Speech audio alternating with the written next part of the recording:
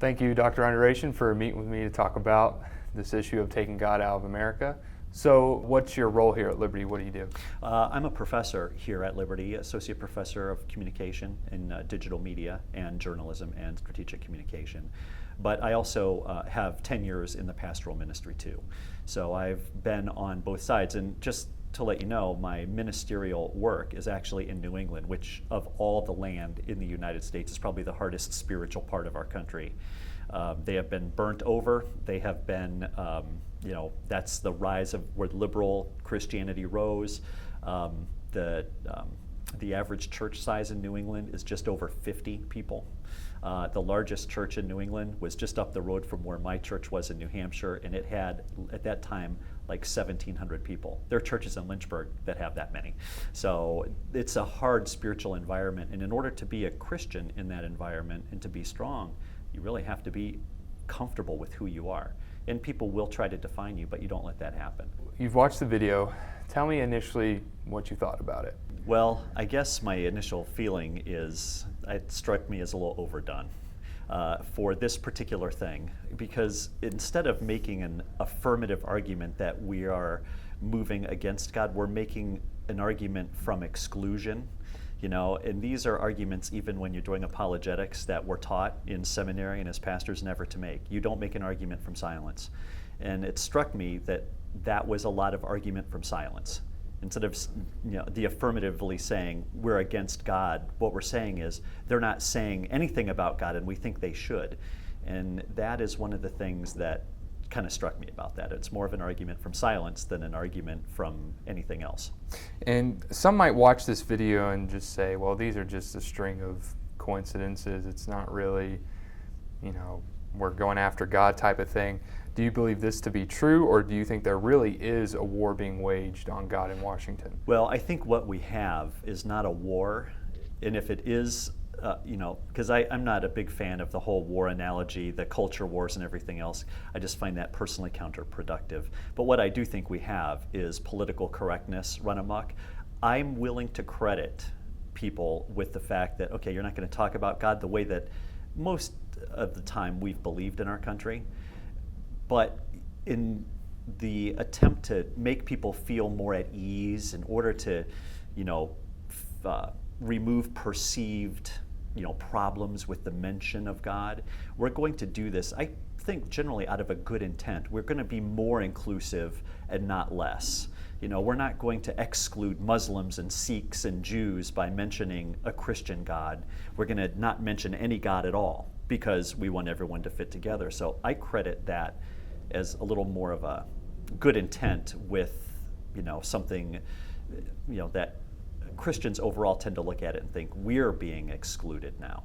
Mm-hmm. And I think that's kind of the way it's happening. And a follow-up to that, they use the term war, mm-hmm. and war implies, two sides fighting mm-hmm. against each other, but this has very much been a one-sided battle. Yeah.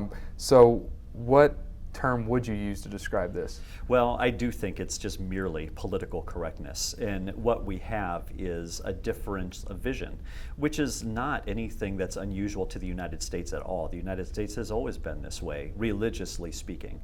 You followed the early history of the American colonial movement. Everyone knows that it was the Puritans from Leiden who came and they landed in New England. But shortly thereafter, it was not religious people who came, it was businessmen who came, wanting to make their fortune.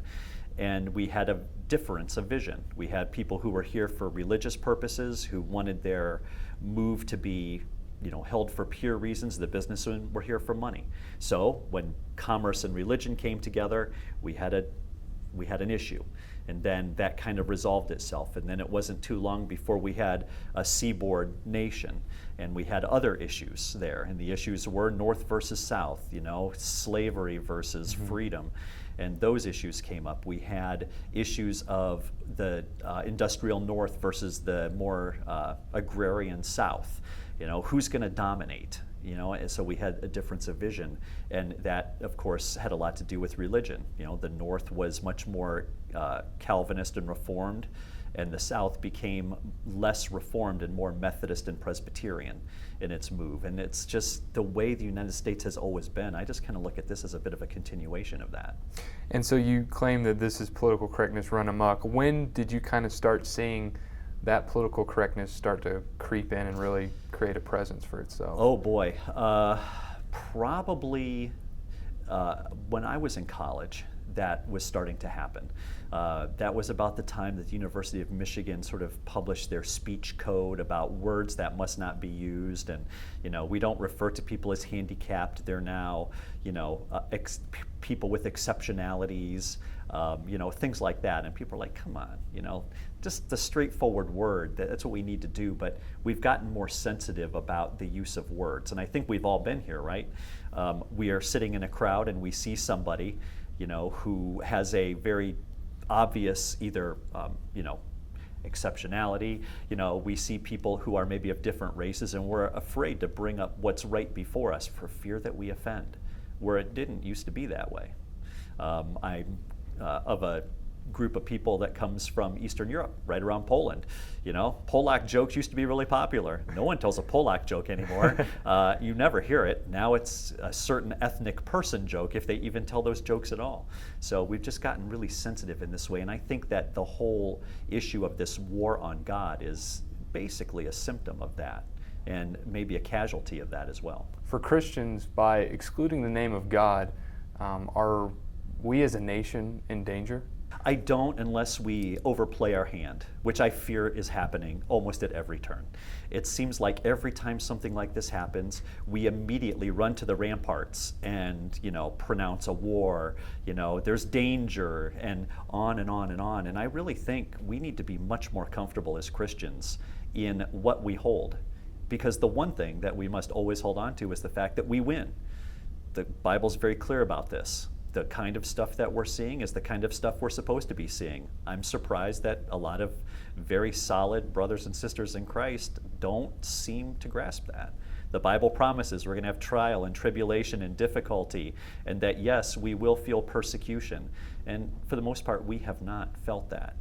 We need to feel it. It's going to come, and we need to understand it, but we also need to understand, in the end, what the Lord promises us, we receive. We need to be much more at ease. And I think if we are people who don't run to the ramparts, who aren't angry, who aren't bitter, who aren't the one, as William F. Buckley said, standing athwart history yelling no, I think we win more people over than we are doing right now. I just think we're driving people away from the gospel, not drawing them in, because our witness is in no way winsome. Our witness is small, intolerant, and bigoted. And frankly, when I hear people say that, as much as I hate to say it, I have to say I get their point very clearly. And so, practically speaking, what would you say as Christians we should do to kind of reclaim the name of God in this country? Just be more willing not to stand up and feel the need to, first of all, preach and evangelize. Just be Christians. That's all. I mean, we are unique in our way. We are different in our approach to things. And we let people define us, and then we just fall into those stereotypes that they set for us. And we need to break the stereotype. But we're different in our way. We need to be different. And I think if we are, we automatically start winning people to us. Well, I appreciate your time, and thank you for taking the time to talk about this with me. Okay, thanks.